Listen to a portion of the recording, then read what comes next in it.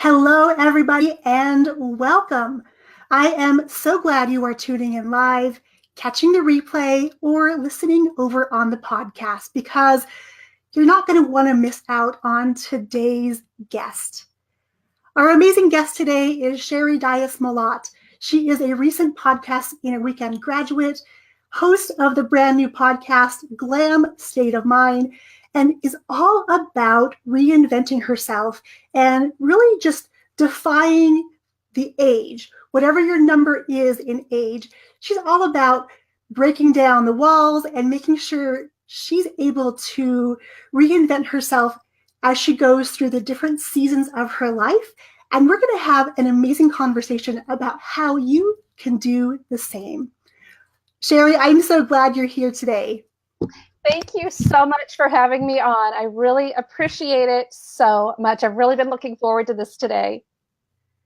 So good. And I've been looking forward to this as well because since I've known you, which has only been, I guess, maybe 6-8 months, I have seen you really reinvent yourself and really say, you know what, I may be X age, but I'm going to do this, even though no one says I can do it, or people are out there saying, what, you're doing that at your age? And I love that you've just said, you know what, no, I gave my life to raising my kids, helping my husband in his career, and now in your 50s, which I love, you are all about having a brand new blog post, having a brand new podcast, and really just continually helping people of all ages really just embrace the age they're at and to dive into their lives fully.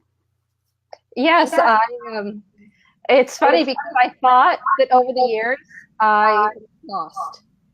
I thought that the time for me was gone. Does that make sense? Absolutely. I went to graduate school for radio, TV, film. My passion was to write screenplays for the movies. I worked in Hollywood. My first job out of college was actually for a little tiny show, packaging a little tiny show called, I don't know, America's Funniest Home Videos. Have you heard of that? So little.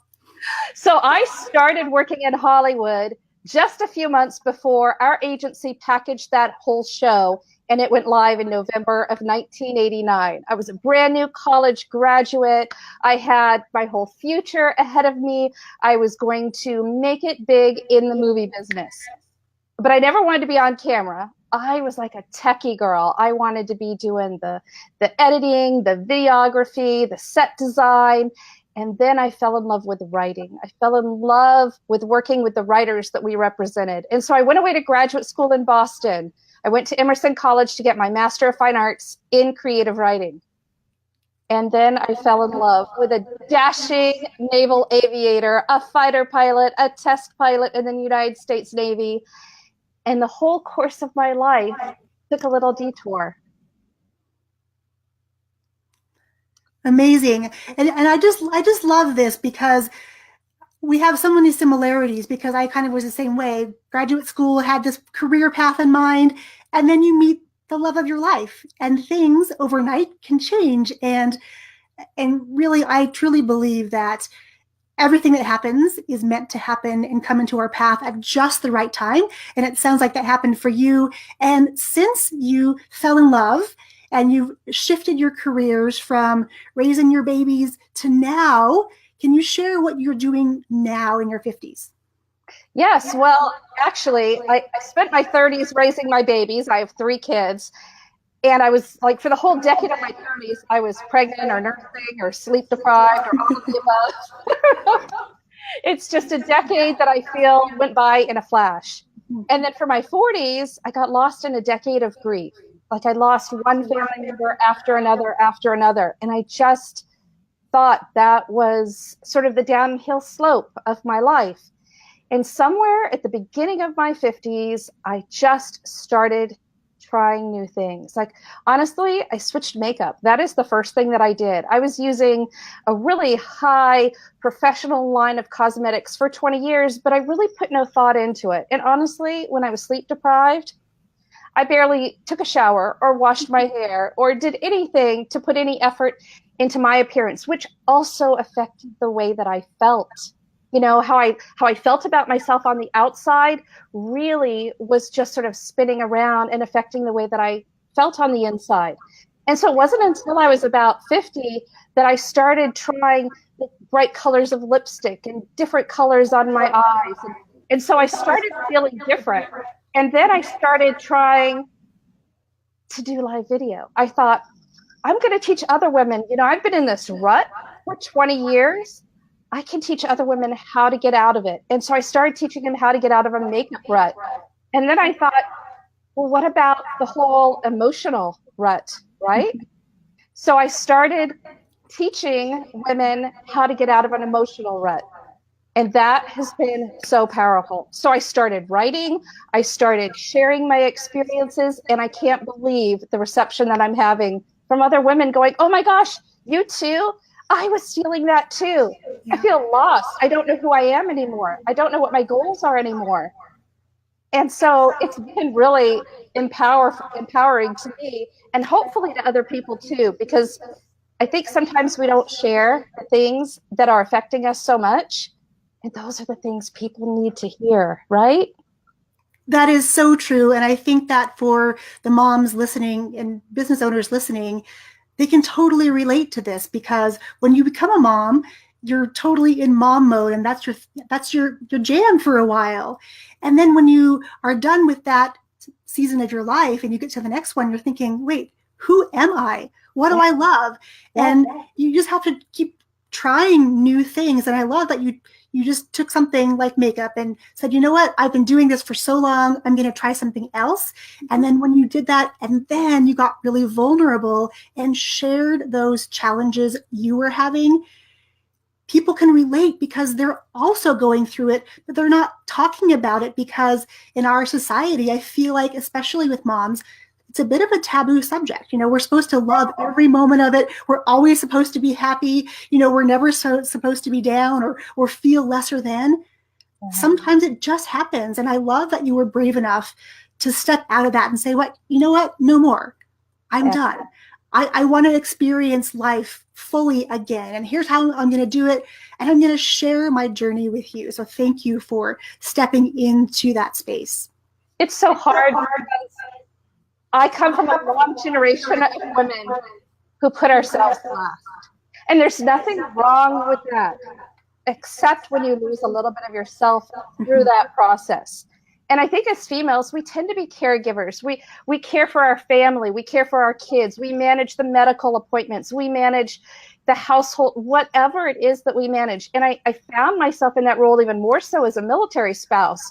I followed my husband's career for 20 years because can't really work in Hollywood and follow a military man around the country. It's just not compatible, especially when you include those 6 months and 12-month deployments. I mean, somebody has to be the glue to hold the family together.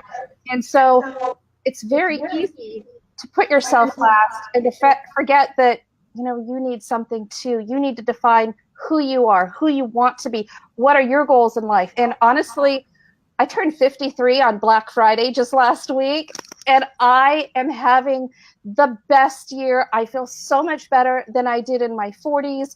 I feel like this is my time. This is for me right now, and it feels so good. I love it. Happy birthday and congratulations. You've been to this place where everything is exciting again, and I can hear it in your voice. And when I watch you on video, I can see the passion that you have in helping other women get past those sticking points in their lives and being able to step into a new place where they're redefining themselves.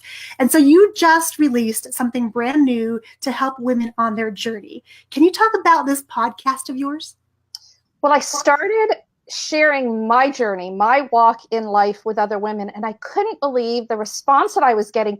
And I was getting messages and emails from people, and they're saying, oh my gosh, thank you so much. Thank you for sharing this with me.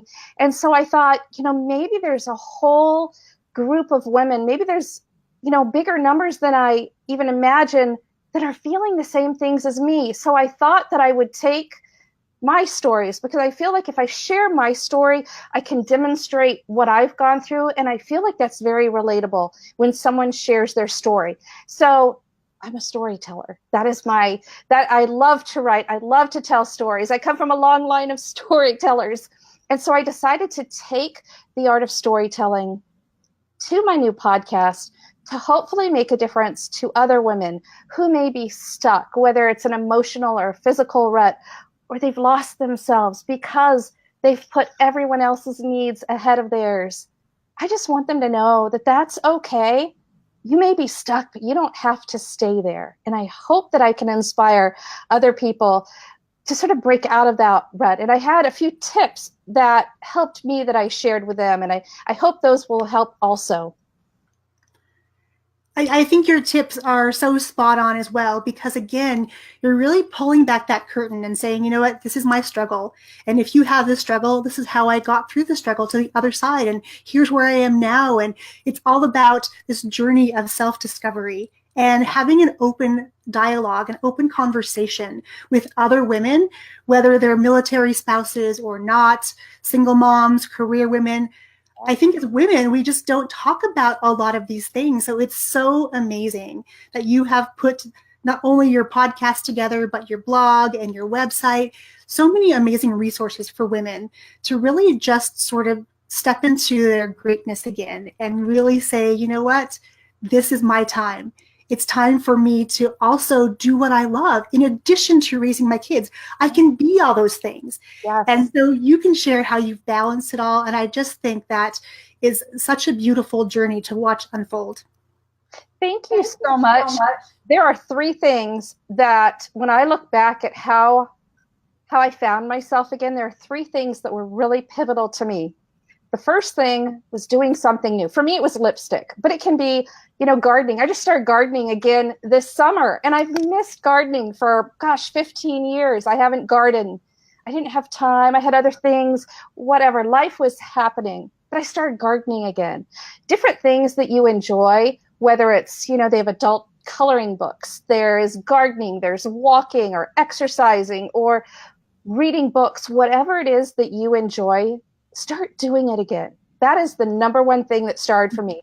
I loved makeup since I was a little girl. So starting to play with makeup again just sort of brought out the creativity in me. It's sort of my art canvas. It's my way of creative expression. So that was the first thing. Try something that used to bring you happiness before. My second thing that I really found helped me so much was expression, the art of expression, whether it was writing in a journal or posting on Facebook or Instagram or writing letters to people. For me, the written word was so powerful because it was my ideas, a certain date, a certain time, on paper or some electronic format. There's even apps. You can journal on apps on your phone when you're sitting waiting for a dental appointment or something and write down, having a really bad day. Or you know what? Today I just realized blank. Expressing myself helped me so much, and it may work for you too. And the third thing, here's a biggie for me, was taking selfies. Now, I hear so many people say, oh, she takes selfies, this, that. You know what? I'm 53. I don't worry so much about what people think of me because I'm showing up for me and for my family. And here's the thing. I love Snapfish. I upload all of my photos to the Snapfish website. I make calendars every year for family and relatives and everything. I make Christmas cards there. And it dawned on me about 3 years ago, I was going to make my little calendar. There were no photos of me. I had pictures of my oldest. I had pictures of my youngest. We would go to baseball games. And I'd try to get my husband with the 3 kids, and someone else behind me would say, oh, get in the picture. I'll take your photo. And I'd say, oh, no, I've got it, because I didn't want to be in the photo. I didn't feel good on the inside. I didn't feel like I looked good on the outside. So I didn't take pictures for a chunk of years. And on Facebook, I joined Facebook in 2009. There are hardly any photos of me prior to 2014 for 5 years. Snapfish makes it really easy to upload your photos from Facebook into your account to make calendars. But if you don't have any photos, those are missing years. And it dawned on me, my kids deserve to have photos of me. My husband deserves to have photos of me, my mom, my sister, my family members. I want photos of them, and I know they want photos of me. So I started showing up in photos. I started being present, both mindfully present, but also present in a way that can document. A photo, maybe I'm not having a good day, but I show up in photos anyway. And my kids can see me showing up. And I hope that my youngest child, who is a girl, is absorbing all of these lessons, all of these things that I'm going through, that I'm sharing. I hope that that is all resonating with her, whether she goes through a rut throughout her life or not. I hope that it's making an impact to her. And maybe my boys, as they bring a female into their life as well, I hope that they realize it and see it through a different perspective also. That's been my walk. That's been my journey. And that's what I recommend to others. So good. And especially number 3 about taking selfies. Yeah. Because my kids still, they giggle. They were like, Mom, you can't take good selfies. And why are you doing that? And again, it's because I want to document certain things and I want to remember how I felt, because as moms, we're so good at taking pictures of our kids and have thousands of pictures of our kids in our camera rolls. But then, trying to find those pictures of ourselves is pretty much non-existent. So learning to love the journey that you're on and documenting it so you can understand the changes that are going to come over time, and especially for you, the positive changes you've made, and now having your kids watch you go through this. And for kids, definitely more is caught than taught, I think. Yeah. So being able to model and demonstrate for your kids that loving yourself and taking time for yourself and really giving yourself space so you can show up as your best self for them is a really important lesson for them. Yes, I actually recently created a free selfie guide, 7 days to a better selfie. And it's so funny because in there I talked about things that you wouldn't think about. Your selfie doesn't have to be perfect. It doesn't have to have, beauty lighting. It can be, I did one with my daughter at a baseball game and I have it in my selfie guide. And it's just, our foreheads and maybe our nose, but it just shows like our foreheads are touching and it shows a tenderness between us and it shows that we were present together. And there's so much more that you can take out of a photo. You can do, I've always been super self-conscious about my eyes. My eyes are not perfectly straight. And so that was a big barrier for me. I would always look at a photo that someone else took and I would think, oh, my eyes are crooked. I'm so embarrassed by that photo. And so through the process of taking more selfies, I learned to get over that. I don't even think about it more. Like I just now had to bring that up to say, we all have things we don't like. We may not like, my teeth have moved. My teeth have moved in the last year because I clenched my teeth.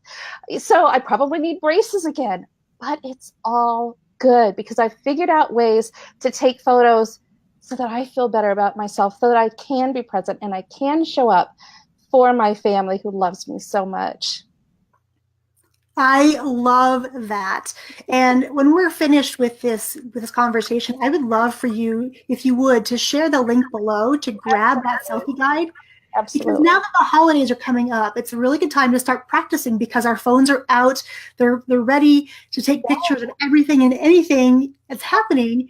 So make sure that you are getting pictures of yourself this holiday season so you can look back and remember where you were and have some insight onto your emotions and the journey that you're going to go on in 2019. I think that's a perfect thing to talk about because it is festive. When we go to pick up one of my kids who's out of state at college, we love to go to the shopping center and it's nighttime and the water fountains are lit up and there's, little white twinkle lights hanging above. And we love to get our selfies there because it's festive. There's so many opportunities. We go and we cut down our own Christmas tree up on the mountain. So we're getting, we're bundled up in our caps and our scarves and we're freezing, but everyone's going to smile for Mom's selfie. I love it now because I'm conditioning my kids to just get over it. My youngest is 14. So there's a little bit of stigma with taking a selfie with Mom, but we're working through that. We're getting over it. And, we are creating some really fun memories of photobombing each other's pictures now. It's becoming a game. We're sort of moving out of the 14 and into the 15, which is a little more tolerant of Mom. It's fun. It's all just a wonderful journey. And again, teaching our kids and modeling for them that using their devices in this way that's positive to capture the memories, to make that documentation for themselves. So years from now, they can look back and say, oh, I remember when mom and I were doing that thing and I was not very happy that day, or whatever it was, or we were laughing because of this. Photos have a magical way of transporting us back to that place. And now we can even take that one step further and do videos and hear voices and hear tone inflections and all those things. So this is such a great way for parents now to use devices in an intentional way, showing our kids the proper ways to engage with our devices so that we can start becoming storytellers throughout our lives and not have whole sections where we're just skipped in all those photos. I know. I get so disappointed in myself when I look back and I see I skipped 5 years. Yeah. And then I think, okay, but maybe I needed to go through that. Maybe that was the journey that I had to go through to be here right now, because I appreciate this so much right now. And I know I'm not going to do that again. I learned my lesson. So it's all a journey. And as we go through these seasons of life, it's very easy to look back. I wish I had my 40s back. I wish I could do it over. But I'm so much more grateful for this season in my life because I survived the dark season. So true that it's all about gratitude and appreciating. And even though we wish we might be able to change things in our past, it was those experiences that got us to where we are today. So being able to stand on our own 2 feet right now and say, you know what, it's day one. Whatever's happened in the past, today's a new day. And I get to reinvent myself and I get to go out there in the world and be who I'm meant to be. Amazing. Yes. It's amazing because I really struggled when I hit 50. I felt like, okay, how much time do I have? What's left for me? And now I'm feeling like it doesn't matter. Whatever I have, I'm going to make it happen. I'm going to create things. I'm going to set goals and make goals and shatter goals and create whatever I want to create because I'm not too old. It's so invigorating. It's so empowering. And I hope that I can just inspire other women to realize that, you haven't missed your chance. You haven't missed your shot. Whatever you want, you can still go after it. You just have to find it in yourself to be the person that you need to be for yourself. I love that. And I know that there's so many moms, maybe even grandmas watching, who probably feel that, you know what, I'm past my prime. I'm just going to sort of ride it out the rest of the way. But really, if you're alive, there's something to be shared. There's something to be celebrated. So for everyone listening, you heard it from Sheri first. You're never too old to do anything. If there is something that you have been dreaming about doing, go and do it. And if you want to reach out to Sheri and ask her a question about how she maybe overcame a challenge that you're going through, I'm sure she'd be happy to answer those. You're welcome to reach out to me as well. But I definitely want you to take some action today. Think about one thing that you want to do again, and then take the steps you need to take to make that a reality for yourself. Sheri, before we wrap up, I want to find out where people can go and listen to your podcast. Yes, it is at GLAM State of Mind, and you can find it on iTunes. Woo! So exciting, so exciting. Well, Sheri, I want to thank you so much for sharing your tips and your wisdom today about how to really sort of defy age, the number, and be whatever you want to be, no matter what your age is. Thank you so much. Thank you so much. I'm so thrilled to be here. I started live makeup tutorials at 52 and a blog and a podcast at 50. Well, I guess I was 52 also. I mean, who knows what's coming next? I have no doubt that there are bigger things coming your way because you're someone who decides that you're going to make something happen and then you go and do it. So thank you for being such an inspiration to us all, Sheri. Thank you so much, Yang. I'm so pleased to be here. And thank you all for tuning in. I will catch you on the next episode. Cheers, my friends.